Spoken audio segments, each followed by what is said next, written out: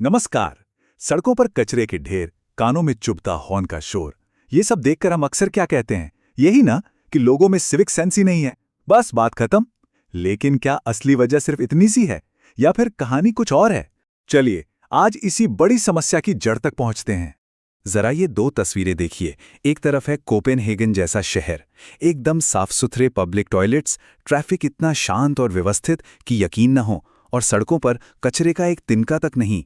और फिर दूसरी तरफ हैं हमारे अपने शहर, कूड़े के पहाड़ जो दूर से ही दिख जाते हैं, लगातार बजते हॉर्न का शोरगुल, और हाँ, खुले में पेशाब करना तो जैसे एक आम बात हो। ये दो अलग अलग दुनियाएं क्यों हैं? तो सवाल फिर वही है, क्या ये सब सिर्फ और सिर्फ सिविक सेंस की कमी है?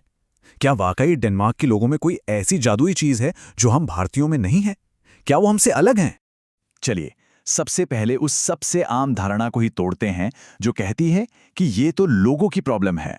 मतलब क्या वाकई में सारी की सारी गलती बस हम लोगों की आदतों में ही है? इसका जवाब है नहीं, बिल्कुल भी नहीं। ये जो हमें ऊपर ऊपर से दिखाई देता है ना, ये तो बस एक आइसबर्ग की टिप जैसा है। असली समस्या तो पानी के नीचे छिपी है, और वो कई ज्यादा गहरी और उलझी हुई है। तो फिर असली कारण हैं क्या? चलिए अब पर्दा उठाते हैं उन असली वजहों से। ये जो समस्या है ना, ये असल में तीन बड़े संकटों का एक कॉकटेल है। तीन ऐसी चीजें जो आपस में बुरी तरह जुड़ी हुई हैं और जिन पर हमारा ध्यान अक्सर जाता ही नहीं। पहला और सबसे बड़ा संकट है हमारी सामाजिक सोच। जरा इस बात पर गौर कीजिए। कूड़ा हम फैलाते हैं, लेकिन जो उसे साफ करने आता है उसे हम कूड़े वाला कहते हैं। ये जो मानसिकता है ना, यही इस समस्या की सबसे गहरी जड़ है। ये है जातिवाद और वर्गवाद का जहर। और यही सोच हमारे बीच एक अदृश्य दीवार खड़ी कर देती है। सफाई करना मतलब किसी और का काम। बड़ी बड़ी सोसाइटियों में स्टाफ के लिए अलग लिफ्ट होना, घरों में काम करने वालों के लिए अलग बर्तन रखना, ये सब इसी मानसिकता का सबूत हैं। हम मानसिक तौर पर खुद को सफाई की जिम्मेदारी से पूरी तरह अलग कर लेते हैं। तो एक तो हो गई हमारी सामाजिक सोच, लेकिन दूसरा बड़ा विलन है हमारा टूटा फूटा सरकारी सिस्टम। एक ऐसा सिस्टम जो अच्छी आदतों को पनपने का मौका ही नहीं देता। आप ही सोचिए, अगर किसी शहर में पब्लिक टॉयलेट इतने ज्यादा गंदे हों कि उन पर ताला लगाना पड़ जाए, तो लोग कहाँ जाएंगे? क्या उनके पास कोई और रास्ता बचता है? ऐसे में बाहर पेशाब करना सिर्फ सिविक सेंस की कमी नहीं रह जाता, वो एक मजबूरी बन जाता है। या फिर इन फुटपाथों को ही देख लीजिए, चलते चलते अचानक गायब हो जाते हैं। अब ऐसे में कोई इंसान सड़क पर उतरे बिना सुरक्षित तरीके से कैसे चलेगा? सिस्टम ही हमें अव्यवस्थित होने पर मजबूर कर रहा है। और ये तो सबका अनुभव होगा, जब एक बढ़िया 4 लेन का फ्लाईओवर अचानक सिकुड़कर 2 लेन का हो जाता है, तो वहां क्या होता है? भयंकर ट्रैफिक जाम और अराजकता। ये खराब अर्बन प्लानिंग है जो लोगों को लेन तोड़ने और गलत तरीके से ड्राइव करने पर मजबूर करती है। अच्छी ड्राइविंग की आदतें यहां बनी नहीं सकती। तो हमने सामाजिक सोच की बात की, टूटे हुए सिस्टम की बात की। अब आता है तीसरा और शायद सबसे गहरा संकट, और वो है समाज में एम्पैथी, यानी सहानुभूति की कमी। मतलब एक हम सब एक हैं वाली भावना की कमी है। अमीर लोग बाहर की गंदगी के बीच अपने लग्जरी बबल में चले जाते हैं। कोई ये सपना नहीं देखता कि पूरा शहर सुंदर बने। लोग बस ये नहीं सोचते कि उनके फेंके हुए एक चिप्स के पैकेट का असर बाकियों पर क्या पड़ेगा। और फिर एक भेड़चाल शुरू हो जाती है। जब सब गंदा है तो एक और कचरा फेंकने से क्या ही फर्क पड़ेगा, राइट? तो इतनी सारी प्रॉब्लम्स हैं, तो क्या कोई हल भी है? बिल्कुल है। और हल इस एक बात को समझने में है कि सिविक सेंस कोई ऐसी चीज नहीं है जिसके साथ लोग पैदा होते हैं। नहीं, ये अच्छे और असरदार सिस्टम का नतीजा होता है। आइए देखते हैं कैसे। सिस्टम का फर्क देखना है तो कचरा मैनेजमेंट को देखिए।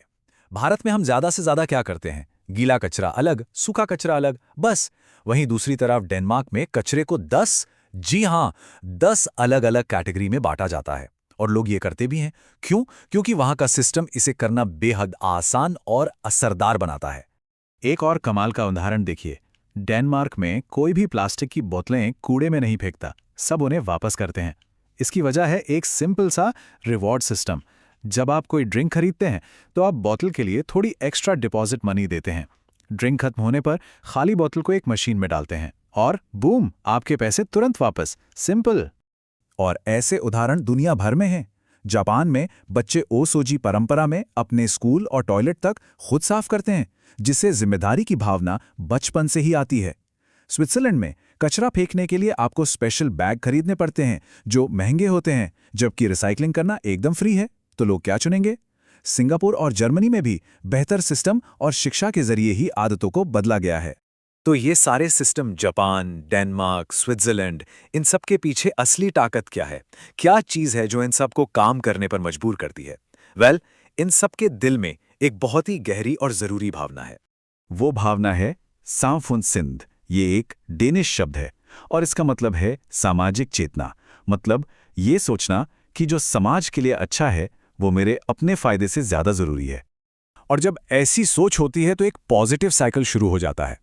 देखिए, एक अच्छा सिस्टम अपने आसपास एक साफ और व्यवस्थित माहौल बनाता है, और जब माहौल साफ होता है तो लोगों के मन में अपने आप एक दूसरे के लिए ज्यादा सहानुभूति और जिम्मेदारी की भावना आती है, और ये भावना फिर उस सिस्टम को और भी मजबूत बनाती है।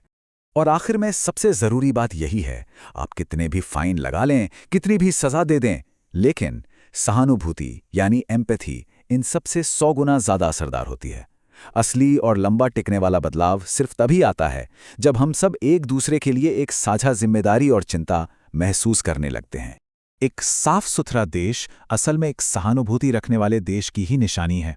तो असली सवाल ये नहीं है कि हम सड़कों को कैसे साफ करें, बल्कि यह है कि हम अपने समाज में इस सहानुभूति को कैसे जगाएं। इस पर सोचना जरूरी है।